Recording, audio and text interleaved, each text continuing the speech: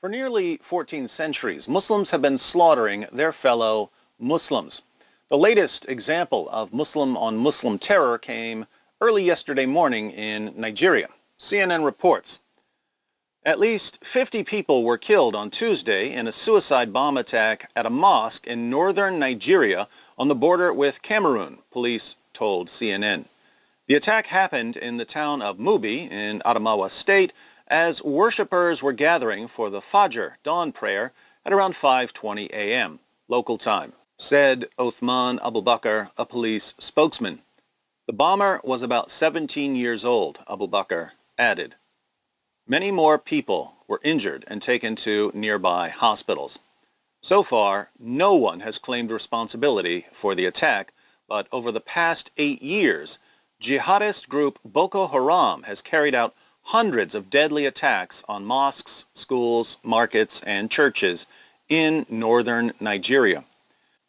Despite nearly 14 centuries of Muslim-on-Muslim violence, Western politicians and reporters regularly assure us that Muslims who kill other Muslims aren't real Muslims because a real Muslim would never kill a fellow Muslim.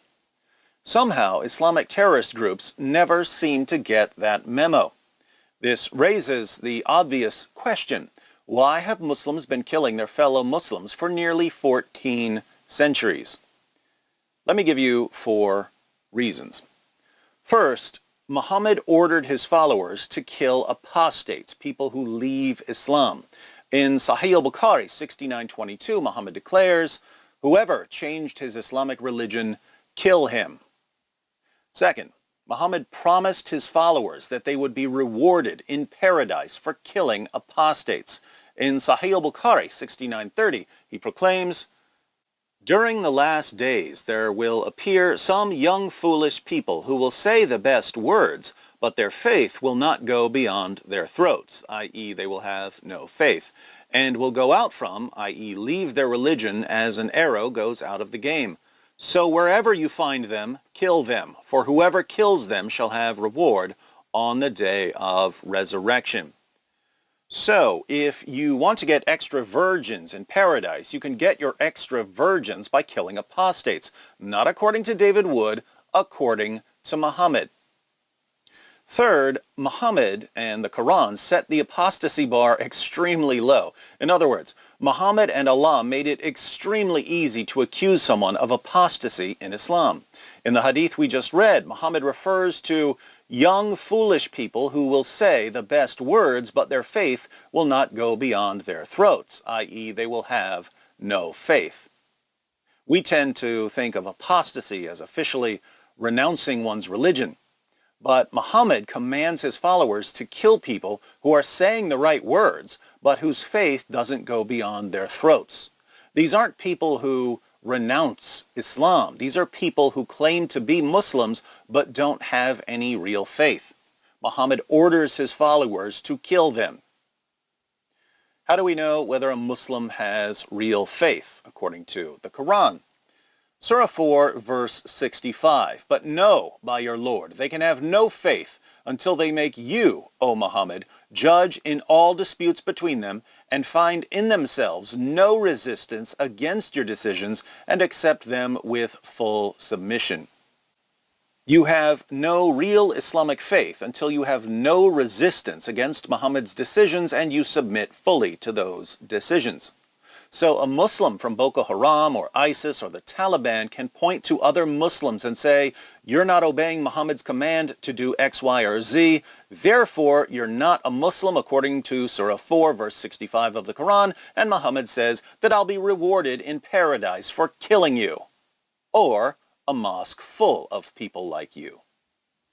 Fourth, Muhammad's companions showed by example that the best Muslims are the ones who kill Muslims they disagree with. According to Muhammad, the first generation of Muslims was the best generation of Muslims. Sahih Muslim 6470. The Messenger of Allah was asked, "Which of the people are best?" He said, "My generation, then those who come after them, then those who come after them." Why is it extremely problematic that Muhammad calls the first generation of Muslims the best generation of Muslims? It's problematic because the first generation of Muslims almost annihilated itself when Muslims started killing each other. They would kill each other over simple disagreements. For instance, Aisha, one of Muhammad's widows, a woman who's called the mother of the faithful in Islam, led an army against the forces of Ali, Muhammad's cousin and son-in-law, who was called the commander of the faithful and the fourth of the rightly guided caliphs. Their armies clashed at what's known as the Battle of the Camel, where somewhere around 10,000 Muslims died in bloody combat. They weren't killed by Christians. They weren't killed by Jews. They weren't killed by atheists. They weren't killed by pagans. They were killed by their fellow Muslims. That's how the first generation of Muslims handled their disagreements. They slaughtered each other. And Muhammad himself pointed to that generation and said, "These are the best Muslims ever." Two takeaways. One, since Islam's most trusted sources provide a recipe for Muslim-on-Muslim violence, the best way to protect Muslims from this violence is to show Muslims that Muhammad was a false prophet. So, learn some facts about Muhammad, expose him as the most obvious false prophet in history, and you'll be saving lives. Two, politicians and reporters and educators and actors call people bigots and racists and hate-mongers and Islamophobes for trying to undermine the Islamic teachings that lead to endless Muslim-on-Muslim violence. By shielding violent Islamic teachings from criticism, politicians, reporters, educators, and actors aren't protecting Muslims. They're killing Muslims. The largest anti-Muslim hate group in the world is Islam. The second largest anti-Muslim hate group in the world is the alliance of Western forces that condemn all open, honest discussion of Muhammad and his teachings.